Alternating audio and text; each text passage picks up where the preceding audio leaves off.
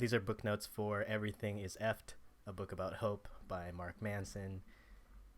If you haven't seen his previous book, Subtle Art, you probably weren't paying attention because it's everywhere. It is that book with the orange cover. Anyway, that book is the subtitle of that is A Counterintuitive Approach to Living a Good Life, and he talks about kind of a different approach to self-development from what you often see with positivity and other things like that with self-help, and that the argument is kind of like not trying to aim for a life without struggle.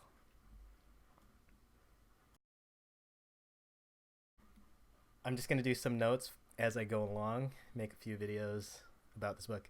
Uh, I'm through the first couple chapters, so one of the ideas is to start with nihilism and build towards hope.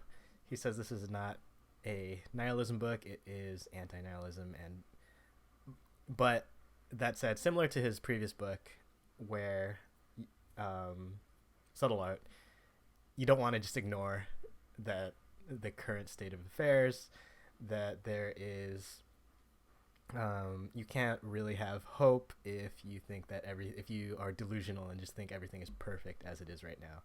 So building towards hope gives you a sense of progress and can help you achieve satisfaction and happiness.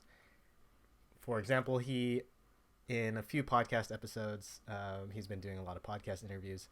He talks about the success that Subtle Art had. It's one of the most successful books of the decade, probably, as far particularly in nonfiction.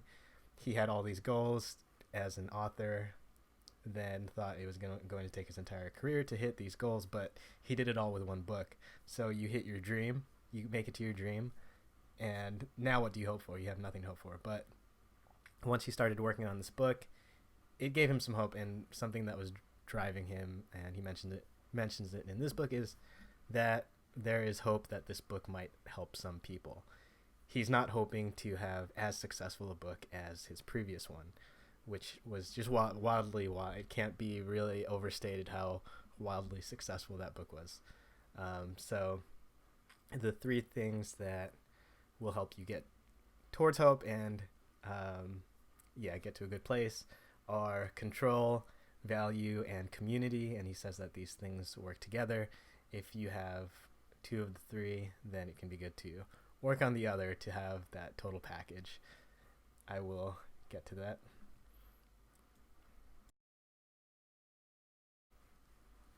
He talks about the paradox of progress, that as a society progresses and becomes more prosperous, the hope of the individuals can start to decrease, where we see an increase.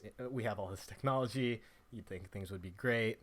You can order food and it's at your door in less than an hour with a few taps of your phone.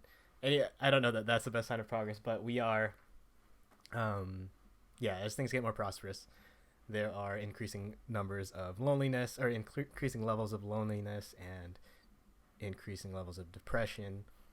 He talks about hope being this thing that's in the future that can be something where you can continue to make progress, because as you make progress, then you see less of a you see a slower rate of progress, and then that makes your hope lower. That's the paradox of progress. He talks about that self-control is an illusion, and gets into the idea of the feeling brain and the thinking brain. He tells a story where someone has basically his brain is, or his skull is drilled into. Some parts of the brain are scooped out. This sounds pretty nuts, just saying it out loud, but it was a fairly common procedure. Well, I mean, common compared to now. It's not like they were doing this to anyone that walked into the hospital or anything. But it was this procedure to and he tells a story of someone that happened to, that person was able to reason about and think and get through life, but he just couldn't feel anything. And that's yeah, he couldn't feel any good emotions. He couldn't feel bad emotions. He just kind of floated through life, still able to, again, he could solve problems and his memories fine. He just had no feelings.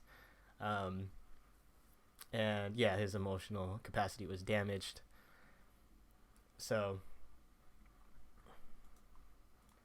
so it's an introduction to the importance of these different sides of your thinking, the emotional brain and the feeling brain, where the I yeah, he talks about this classical assumption that it's all your fault and that you are in control of yourself completely, that the bad decisions that you make are, again, just your fault. You should have thought through it better. And that's not quite the case. And that's not quite the case because you can separate, uh, again, like, oh, you should have thought this through more. And the thing is that you can think certain situations through and still make the wrong decisions. So there are different metaphors for this in different cultures. So another one that I've heard previously, I think probably reading about Buddhism and meditation, is that you have the rider and the elephant, where the rider is the thinking brain. You can try to steer the elephant, and sometimes that works, but sometimes the elephant is just going to go do what it wants. Another way to think of this is a more modern version is someone driving a car, and then the passenger being kind of a backseat driver. So the passenger is the thinking brain, that you can in some way from the passenger seat influence the driver, but not entirely. The driver is still in charge. The feeling brain is still in charge. So it can be important to appeal to those emotions when you are planning different things out, trying to change your behavior. I thought it was pretty interesting on the Sam Harris podcast where he had Daniel Kahneman on. Daniel Kahneman wrote Thinking Fast and Slow, and just one of the most accomplished researchers in behavioral psychology, behavioral economics, with his research partner Amos Tversky. So he's a world class mind as far as it comes to this, and he just knows so much about it. But he even said that just because he has that level of knowledge, it doesn't actually change his behavior all that much, because it is that thing, like his thinking brain is very strong, knows when, so can probably recognize when something is irrational, but it doesn't stop the feeling brain from thinking irrationally in the first place.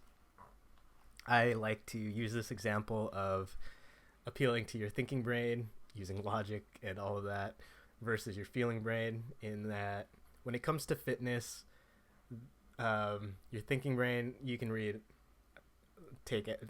I would guess the majority of people, like, you can read all the science about how physical fitness is good for you, exercise is good for you, and all that logic, but you still might not wake up and work out the next day, because you've done nothing really to feel like doing it. But a lot of people watch a Rocky montage, training montage, and that appeals very strongly to the emotional brain, the feeling brain, and I think more people have gone for a run because they were motivated by watching Rocky. I have no science to back this up or like studies, but yeah, I think more people have gone for a run watching Rocky than they have reading science books about fitness.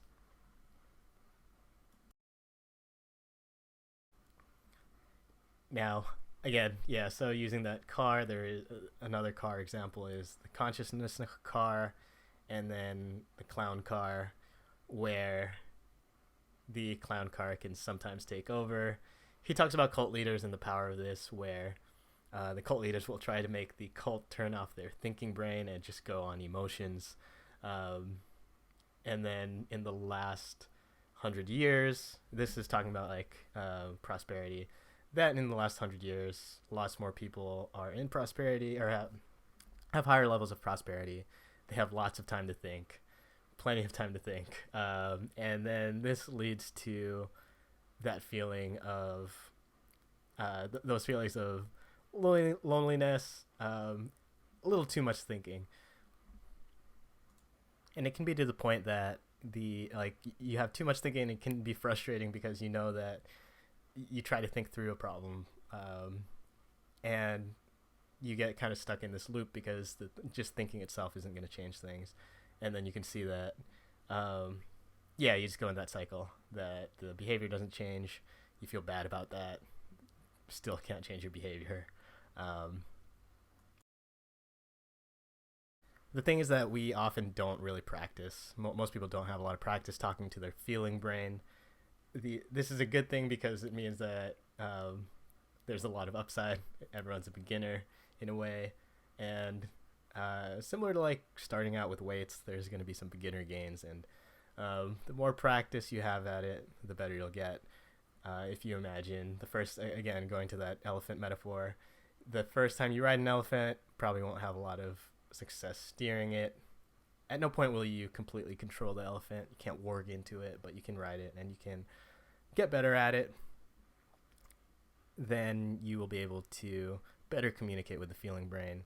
Going back to Daniel Kahneman, he does say that a good thing about having that knowledge is he probably does have more awareness. So if you don't have any awareness that you're thinking illogically, then it's going to be very hard to fix it. But if you are conscious of that, then you can have some control. You can control the map. This note that I have here. You're the topographer, so these things will happen. You will be able to look at that and decide how to frame it. You'll be able to better go with the flow with your feeling brain and not try to fight it, because it's pretty good at fighting back. Then I just started the third chapter, so I'm going to do a video after this, and I do want to do some notes on, and I don't know if it's going to be exactly this style, but some notes on the rest of the book. But I'll start here as a little bit of a teaser because I wrote the notes here and then ran out of space.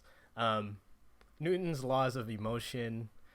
This is a play on, of course, Newton's laws of motion, but he does start with the story of Isaac Newton, and yeah, just like this terrible childhood that he had, where his father died when he was 7 years old, and then his mom abandoned him, and he was just passed from family member to family member. And yeah, there's this quote where I think he wrote this in his journal: "I'm a little fellow, pale and weak." So yeah, so he uses this to introduce emo Newton, where yeah, 3 laws of emotion. So the first one: for every action there is an equal and opposite reaction, emotional reaction. What he says here is, and I heard this example on one of the podcast interviews he did. If he reached across the table and punched the host, that is one action. The host would probably take an equal and opposite reaction and probably punch him back, or in some way try to physically harm him in self-defense. But there is going to be that kind of reaction. And that's that for right now. I will, again, continue on with these notes, but check this book out. It's a good one, by Mark Manson. And hit subscribe to get the future episodes. Thanks a lot.